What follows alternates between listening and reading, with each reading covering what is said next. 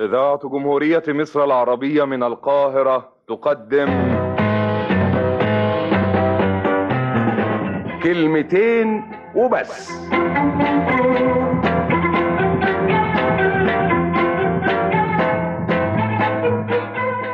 سيد أفندي لاحظ إن الكلمة الحلوة قربت تختفي من المجتمع ومن حياة الناس. قال لعبده أفندي الحكاية دي. عبده قال له: قصدك إيه بالكلمة الحلوة يا سيد؟ سيد قال له: قصدي كلمة الحب، كلمة التشجيع، كلمة الصدق، كلمة التسامح.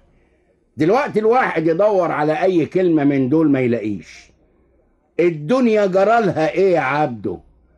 عبده قال له: انا مش فاهم لحد دلوقت انت قصدك ايه بالظبط. انا بتكلم كلام عام يا عبده، مش بشتكي بشكل شخصي. هدي لك مثال علشان تفهم انا عايز اقول ايه.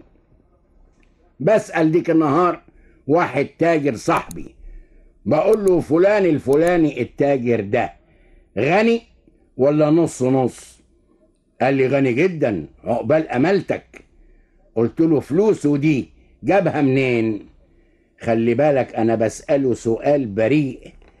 كان قصدي الفلوس اللي عملها من خلال تجارة ايه؟ الراجل اللي بسأله قال لي: ايه تفتكر؟ عبده قال له: قطعا بومبا. سيد قال له: بالظبط، هو ده اللي حصل.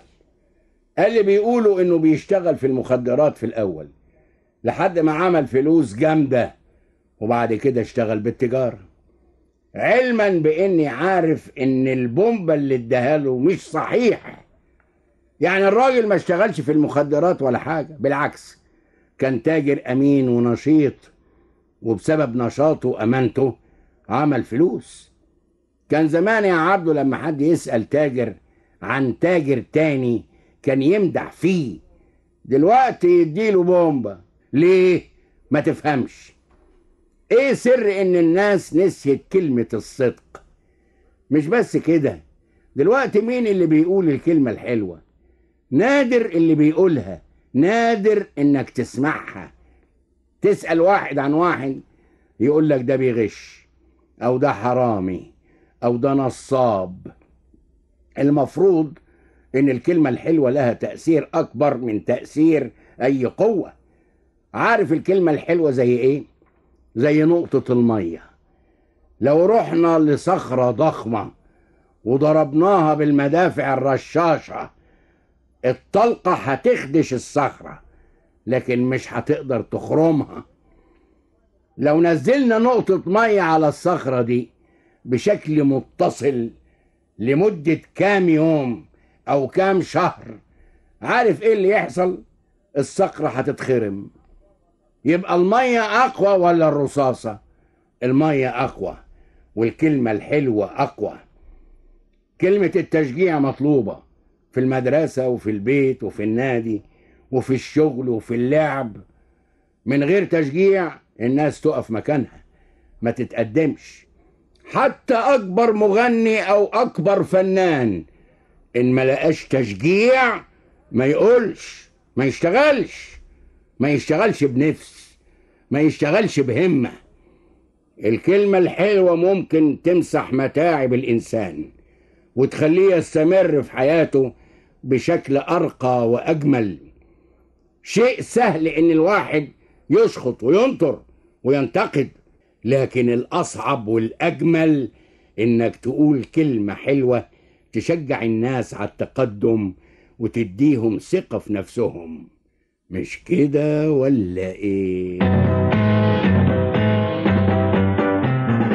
وغدا نلتقي مع فؤاد المهندس، أحمد بهجت، ويوسف حجازي. المخرج المنفذ علي عبد العال.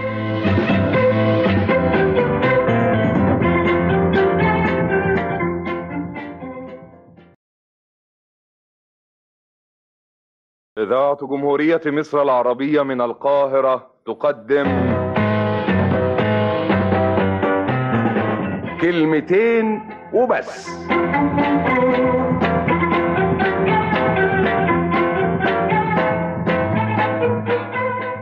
السيد افندي لاحظ ان الكلمة الحلوة قربت تختفي من المجتمع ومن حياة الناس.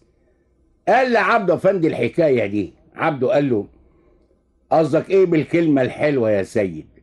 السيد قال له: قصدي كلمة الحب، كلمة التشجيع، كلمة الصدق، كلمة التسامح. دلوقتي الواحد يدور على اي كلمة من دول ما يلاقيش. الدنيا جرالها ايه يا عبده؟